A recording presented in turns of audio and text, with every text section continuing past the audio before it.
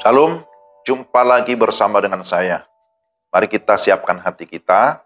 Sebelum mendengarkan firman Tuhan, mari kita berdoa. Ya Tuhan, kami rindu mendengarkan firman. Kami memohon hikmat pimpinan Roh Kudus, sehingga kami dapat mendengar firman-Mu. Setelah itu kami dapat memahami dengan jelas, sehingga oleh firman-Mu iman kami dikuatkan. Dalam nama Tuhan Yesus kami berdoa.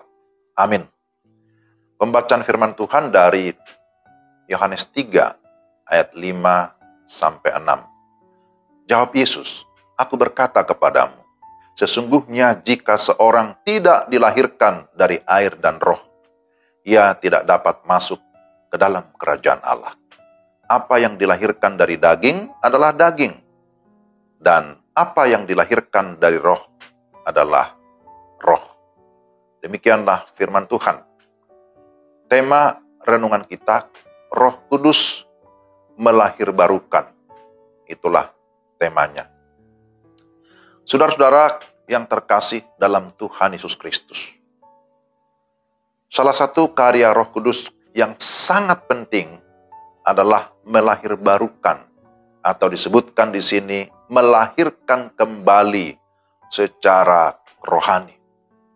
Bahwa setiap orang yang hidup di dalam dosa, yang belum mengalami pertobatan dan iman kepada Yesus Kristus, maka dia disebut menjadi manusia lama yang mengalami kematian secara rohani.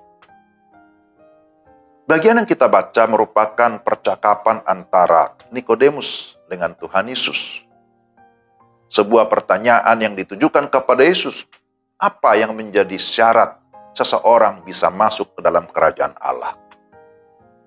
Maka Yesus memberikan penegasan bahwa seseorang jikalau tidak dilahirkan secara rohani oleh Roh Kudus, maka dia tidak akan mungkin masuk ke dalam kerajaan Allah. Jadi saudara yang terkasih dalam Tuhan, apa sesungguhnya merupakan karya Roh Kudus di dalam kehidupan kita? Bahwa sebelum seseorang mengalami kelahiran baru, dia harus pertama-tama insaf atau sadar akan dosa. Ini hal yang sangat penting. Tapi bagaimana seseorang bisa insaf akan dosa, menyadari dosanya? Ternyata itu pun merupakan karya dari Roh Kudus.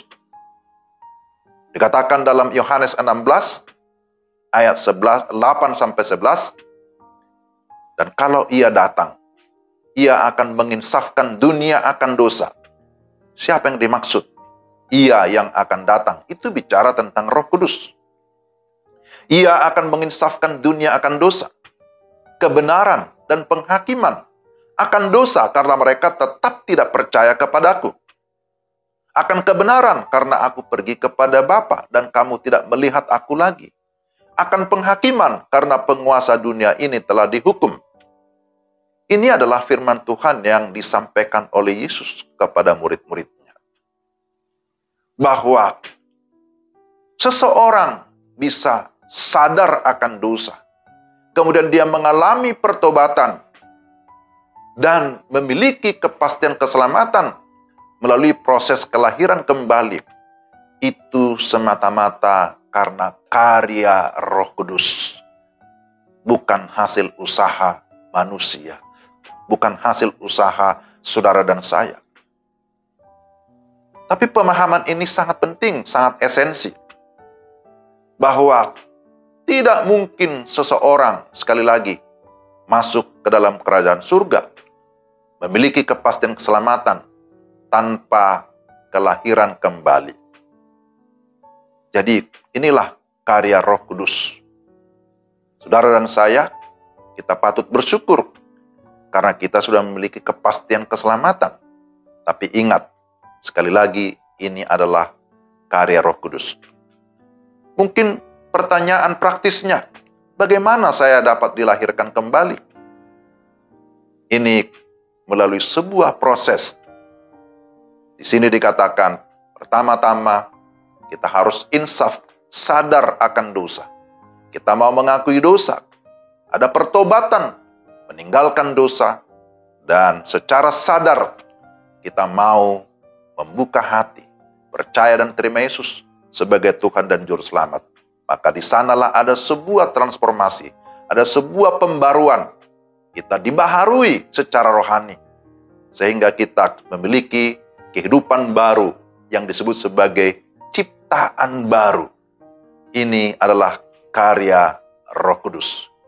Kiranya saudara sekalian yang mendengarkan firman Tuhan ini sudah mengalami kelahiran baru yang dikerjakan oleh Roh Kudus.